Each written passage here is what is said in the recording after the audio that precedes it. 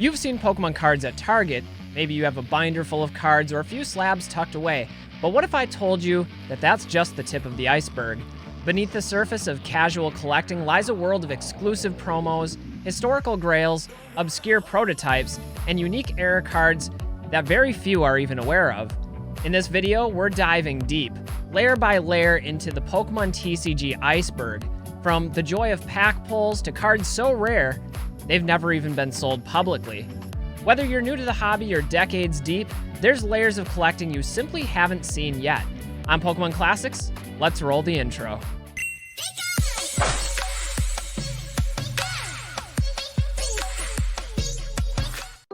At the surface of the Pokemon TCG Iceberg, we find the casual collectors, fans who collect for the fun, nostalgia, and thrill of recreational pack opening.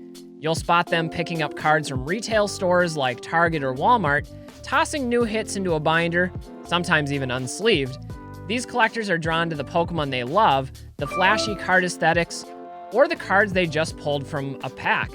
For them, it's not about the value or rarity, it's about the fun, familiarity, and that rush of childhood wonder.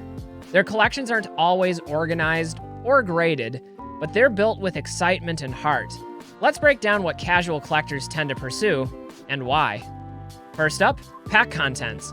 Casual collectors love the thrill of opening packs, which makes sense, since their primary exposure to Pokemon is buying cards from physical retail stores like Target, Walmart, GameStop, or Best Buy.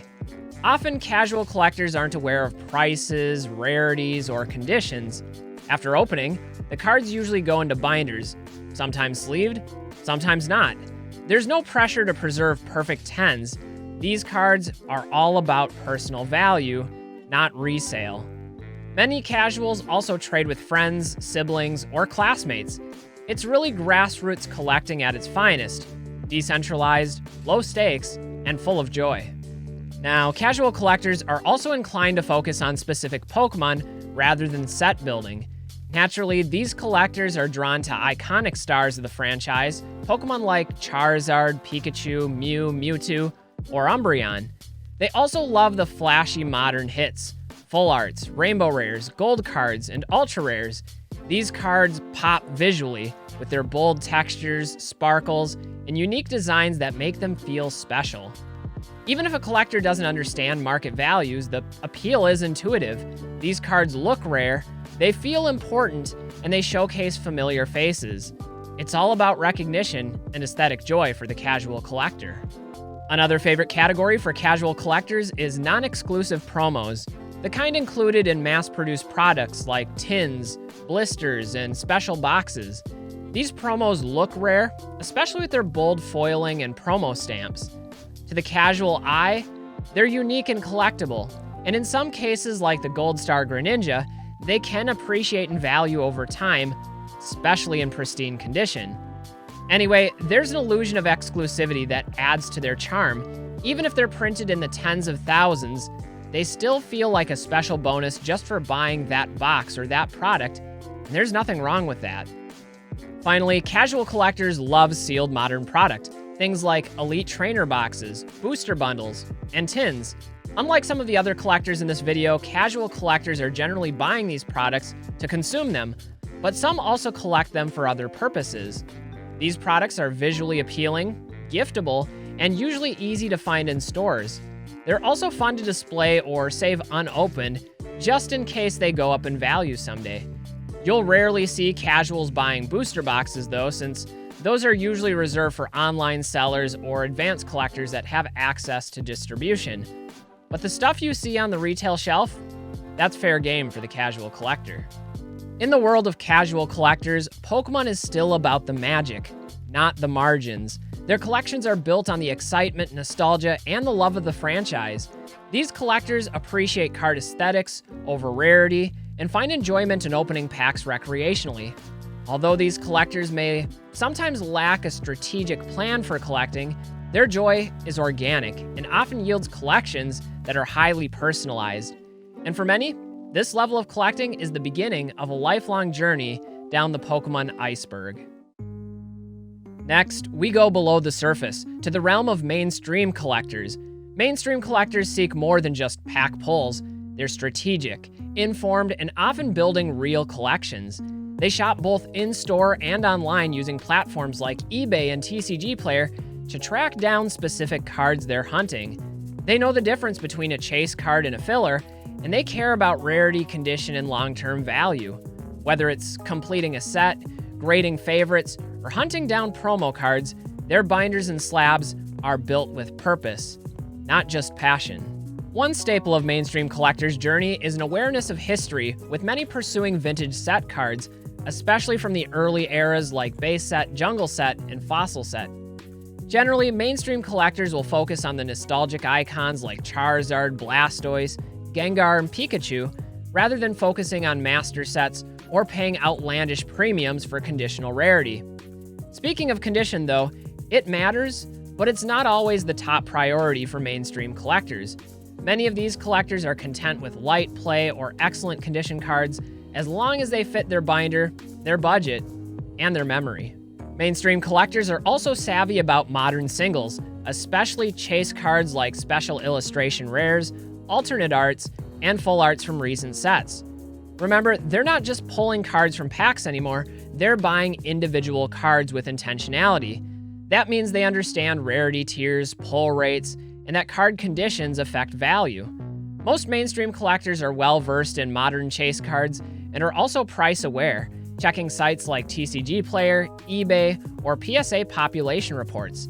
They're not necessarily trying to flip these cards, but they know how to track the market. Another big draw at this level is the world of special release promos, cards that can't simply be pulled from retail products. These include things like Pokemon Center stamped exclusives, illustration contest promos, prize pack cards awarded specifically through league participation, and even special event promos like the Special Delivery series, which included a Special Delivery Pikachu, a Bidoof, and finally, a Charizard. Promos like these offer a blend of scarcity, aesthetic appeal, and most importantly, a story, a trifecta that mainstream collectors simply can't resist.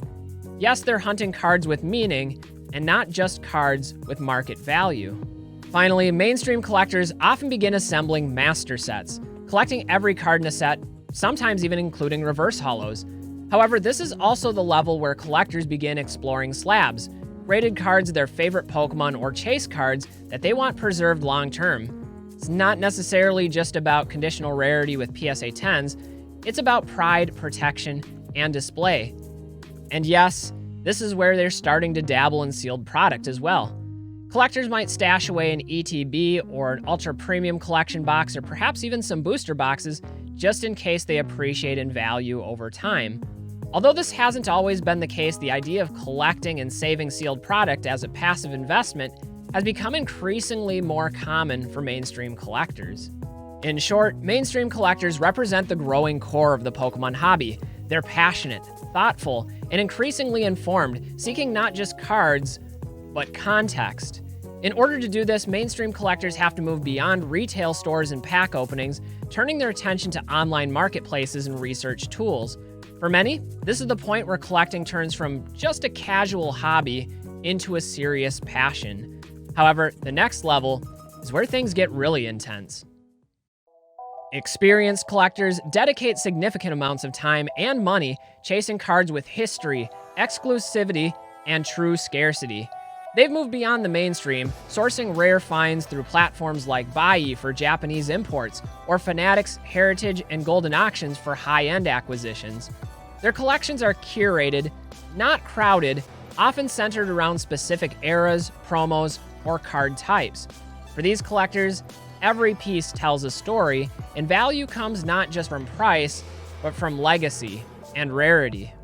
For experienced collectors, value is determined from history, so they hunt for items that tell the story of the TCG itself, from early promotional products to obscure regional releases.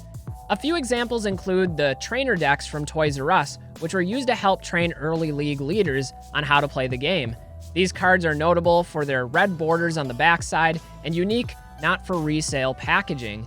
There's also the demo packs, released before retail Pokemon TCG products, or the WB Creator Pack, featuring 5 cards as part of the 2004 illustration contest. Less expensive would be the Black Star promo series, which honor different Pokemon product releases, events, and achievements, with Pokemon Center and Lucky Stadium being two of the more noteworthy entries, both commemorating the grand opening of the Pokemon Center in New York back in 2001. It's not just limited to English, though. Experienced collectors may also pursue historic Japanese items, like the no rarity base set cards, which lack rarity symbols down in the bottom right and actually predate all other variations of base set. There's also the Shining Mew, or the Imakuni cards, which never crossed over into English. For these collectors, the thrill isn't just in the artwork, it's also in the significance of the card's releases. Speaking of which, experienced collectors also seek out exclusive promos, not just for rarity, but for their cultural relevance, unique art, and regional exclusivity. There are a variety of English promos that fit the bill, like the Red Cheeks E3 Pikachu, which was given away to in-person attendees at the E3 convention in 1999, or the Poke Tour Pikachu, distributed in Australia, of the same year.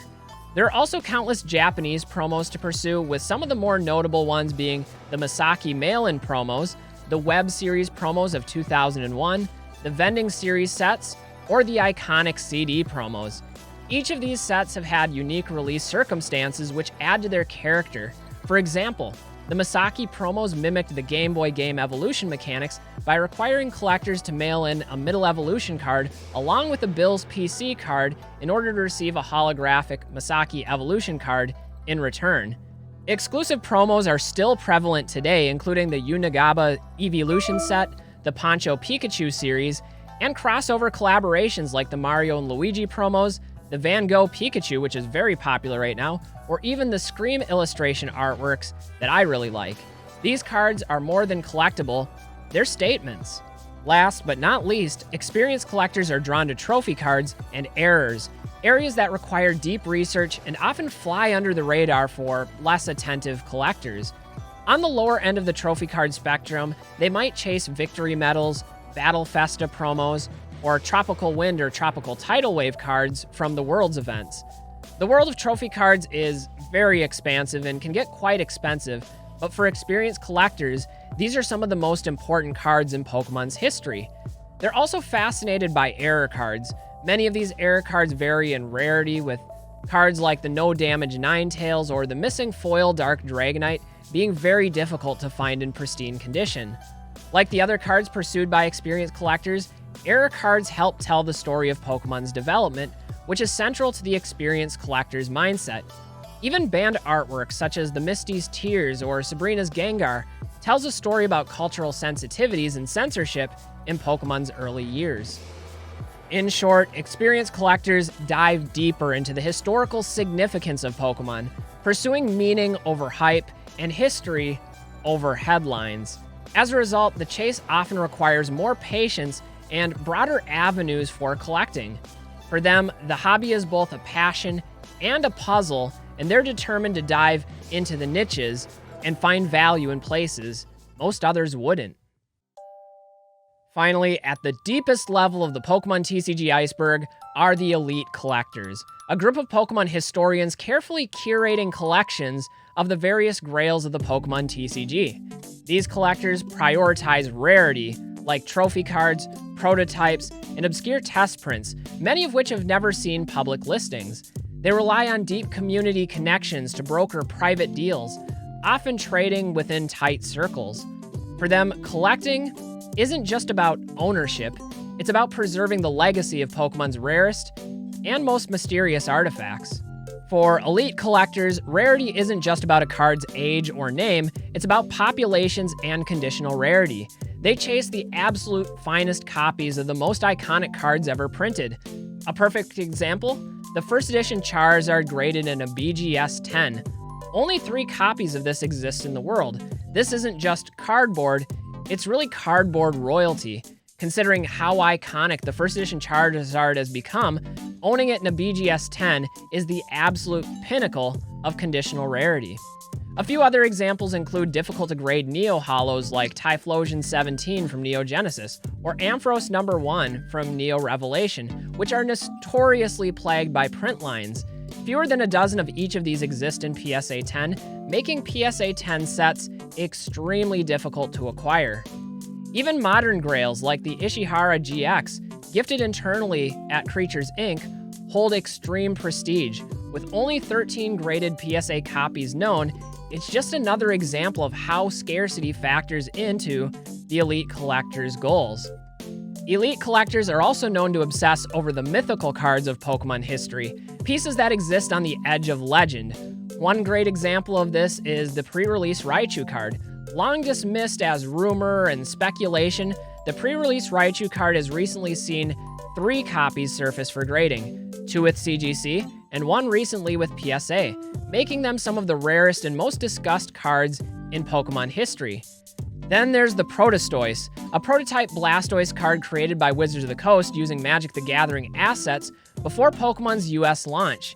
Even the Expedition sample cards, which feature an English front, a Japanese back, and a sample stamp, give us a glimpse into the game's development pipeline. Never meant for collectors' hands, yet coveted highly by elite collectors, much like ancient relics.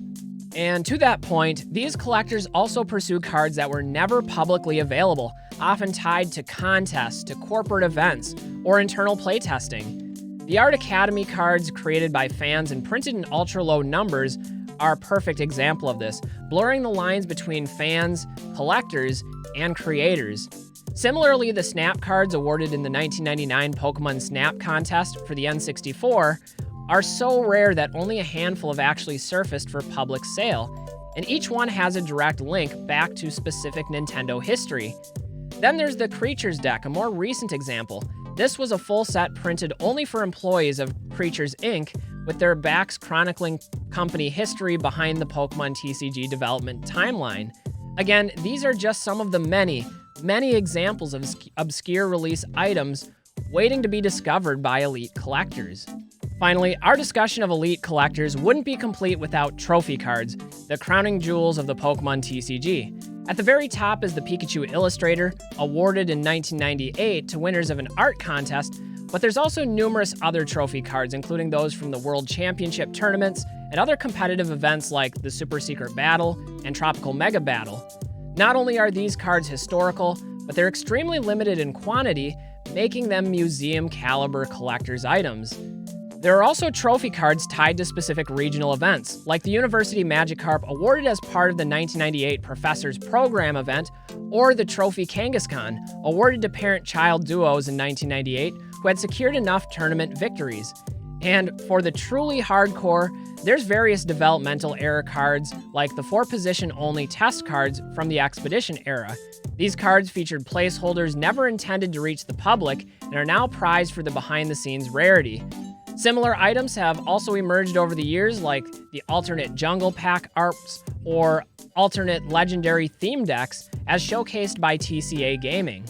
The point is, elite collectors don't just collect cards, they preserve Pokemon history. Their collections are museums, vaults, and private galleries rolled into one.